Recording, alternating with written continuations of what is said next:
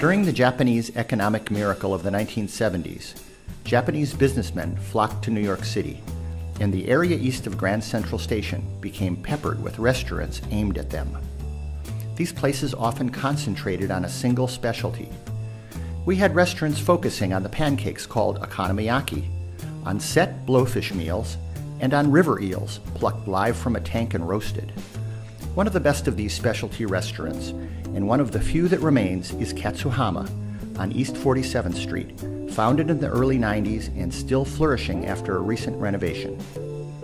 Katsu-Hama represents a restaurant genre known as tonkatsu-ya, focusing on perfectly fried pork cutlets. There are two types, one lean and one fatty, the latter featuring heirloom Berkshire pork cutlets, which Katsu-Hama was ostentatiously flogging way before mainstream chefs and foodies discovered them. Frying was introduced to Japan by the Portuguese in the 16th century, resulting in tempura, but katsu pork cutlets were more immediately inspired by the Austrian schnitzels that appeared in Tokyo in the late 19th century. Executive chef Antonio Garcia has been ceremoniously frying these cutlets at Katsu-Hama for 17 years.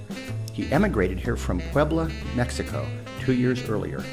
Garcia cooks the pork cutlets by first dipping them in flour, then immersing them in an egg wash, and finally breading them with panko crumbs that the restaurant makes fresh from white bread every day. The cutlets are then immersed in bubbling fat at a relatively low temperature and slow fried till the outside is crisp, brown, and seemingly greaseless. According to well-developed tradition, these cutlets are served with rice, yellow daikon pickle, a haystack of shredded cabbage with a homemade onion dressing, miso soup, and a dab of mustard, reminding you of the Teutonic origins of the dish.